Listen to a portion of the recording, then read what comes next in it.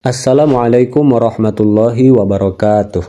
Apa kabar teman-teman semuanya? Semoga senantiasa disehat afiatkan, rizkinya diberkahkan, dan segala urusannya dimudahkan. Amin ya Allah ya Rabbal Alamin.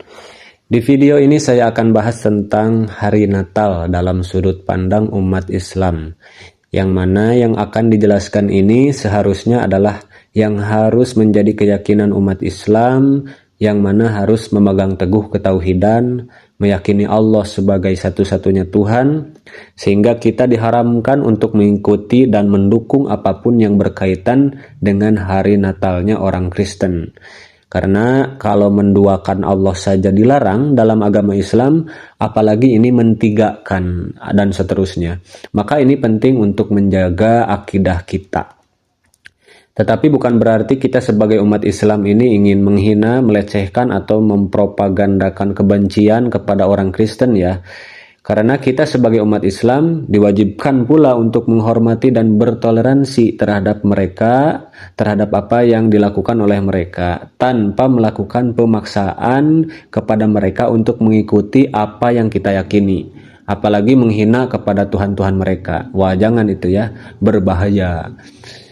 Nah, bahkan sebetulnya di Islam itu kita lebih dari toleransi ya. Kita itu justru diwajibkan, umat Islam diwajibkan dalam hal sosial itu harus berlaku baik kepada tetangga, saudara, atau siapapun itu. Meskipun ia beragama Nasrani, Yahudi, bahkan tidak beragama sekalipun. Kalau mereka sedang kesusahan, kalau mereka sedang butuh bantuan, kita harus membantunya. Jangan lihat KTP agamanya dulu apa, seperti itu. Jadi jangan salah memahami toleransi. Toleransi itu bukan berarti hari ini kita ke masjid, besok kita ke gereja, atau sebaliknya. Atau kita harus ikut hari rayanya mereka dengan ritual dan ucapan-ucapannya. Mereka juga harus mengikuti kita dengan ritual-ritual keagamaan kita. Bukan ya, bukan seperti itu. Tapi ya kita menjalankan keyakinan kita dan aturan agama kita masing-masing tanpa saling mengganggu dan saling memaksa. Kamu harus ikut saya, kamu harus ucapkan selamat kepada saya. Nah itu kalau memaksa gitu bukan toleransi namanya. Nah, baik teman-teman, mari kita bahas tentang hari Natal ya. Apa itu Natal? Natal itu secara bahasa berasal dari bahasa Latin yang berarti lahir. Secara istilah yang akan dibahas saat ini, ringkasnya Natal itu adalah hari raya bagi umat Kristiani dalam memperingati kelahiran Yesus Kristus ya, atau Isa Al-Masih. Nah, hari Natal itu diperingati tanggal 25 Desember tiap tahun oleh umat Kristen. Yaitu udah menjadi hari raya mereka dan mereka tiap tahun merayakannya dengan sukacita. Tapi masalahnya ini nih, sikap sebagian umat Islam yang banyak kebablasan. Banyak yang gak sadar akidahnya rusak, tauhidnya rusak karena ikut-ikutan merayakan atau memberi selamat sana-sini. Atau mengikuti ritual-ritual yang dilaksanakan oleh mereka. Nah, ini yang perlu saya ingatkan. Nah, secara keilmuan, secara keyakinan, pertama, jelas kita itu tidak mengakui Tuhan selain Allah. La ilaha illallah, tidak ada Tuhan selain Allah. Apalagi mengakui bahwa Allah punya istri dan punya anak. Karena jelas dalilnya sudah kita hafal semua, yakin ya. Kalau umat Islam pasti hafal surat Al-Ikhlas. Qul huwallahu ahad, Allahus samad, lam yalid wa lam yulad ya. Allah tidak beranak dan tidak pula diperanakan. Sehingga apa yang kita yakini terhadap kedudukan Nabi Isa ini berbeda dengan apa yang mereka yakini, apa yang kaum Nasrani yakini. Kita cinta dan yakin adanya Nabi Isa itu sebagai Nabi dan Rasul ya, tidak lebih. Bukan sebagai anak Tuhan, keluarga Tuhan, dan sebagainya. Nah, lalu kedua masalahnya adalah, benarkah Nabi Isa lahir tanggal 25 Desember?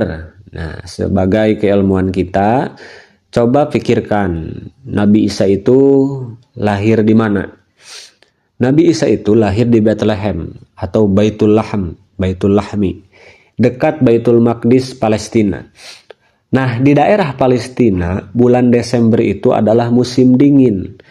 Sementara dikisahkan bahwa ibunda Nabi Isa itu keluar rumah dan melahirkan Nabi Isa itu di bawah pohon kurma. Ini hal yang kurang masuk di akal karena tidak mungkin ibunda Nabi Isa keluar apalagi untuk melahirkan di musim dingin yang ekstrim, apalagi lagi hamil mau melahirkan gitu. Orang biasa-biasa aja malas kalau keluar dingin-dingin ekstrim, berbahaya ya. Ditambah lagi bagi kita umat muslim yang berpedoman Al-Quran, di Al-Quran di surat Maryam tepatnya di ayat ke-25, bahwa ibunda Maryam di situ diperintahkan untuk menggoyangkan pohon kurma sehingga buah kurma segar jatuh kepada ibunda Maryam. Wahuzi ilaiki bijid'in nakhlah tusaqit 'alaiha rutaban janiya. Goyangkanlah pangkal pohon kurma itu ke arahmu. Niscaya pohon itu akan menjatuhkan buah kurma yang masak, rutoban janiya ya. Jadi buah kurma yang masak, yang segar. Nah masalahnya buah kurma matang segar itu hanya bisa ditemukan sekitar bulan Juli hingga September kalau di Palestina. Sehingga fakta ini menunjukkan bahwa kelahiran Nabi Isa kemungkinan terjadi pada musim panas, bukan musim dingin. Nah lalu selanjutnya poin ketiga. Ternyata di Injil juga sebenarnya tidak ada yang menyebutkan secara spesifik tanggal kelahiran Yesus. Ya, coba deh kalau ada taruh di komen ya, kalau kami tidak tahu.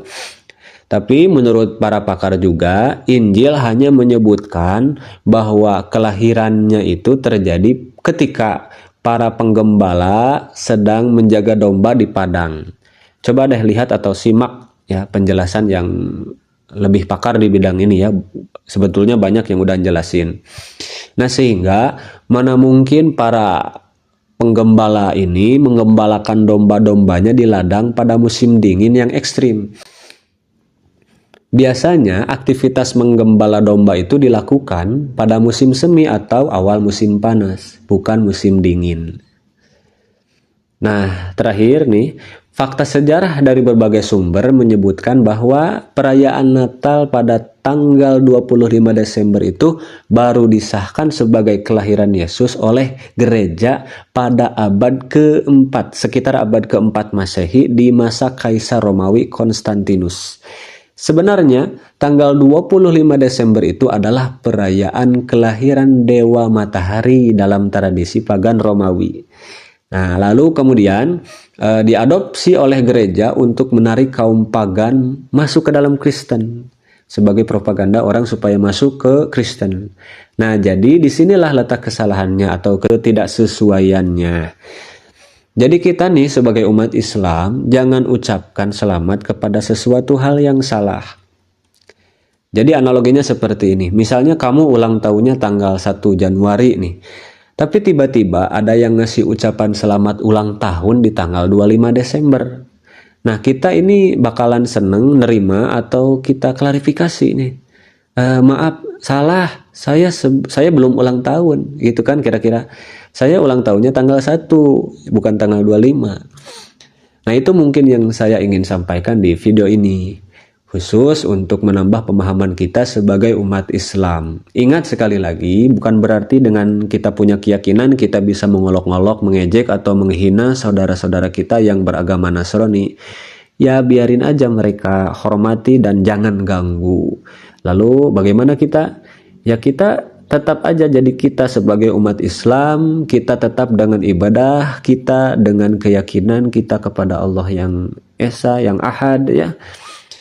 Dengan ritual ibadah kita sehari-hari. Tidak ada bedanya tanggal 25 dan yang lain. Adapun kalau ada teman kita yang Kristen ya kita biarkan saja mereka. Tidak usah mengucapkan selamat.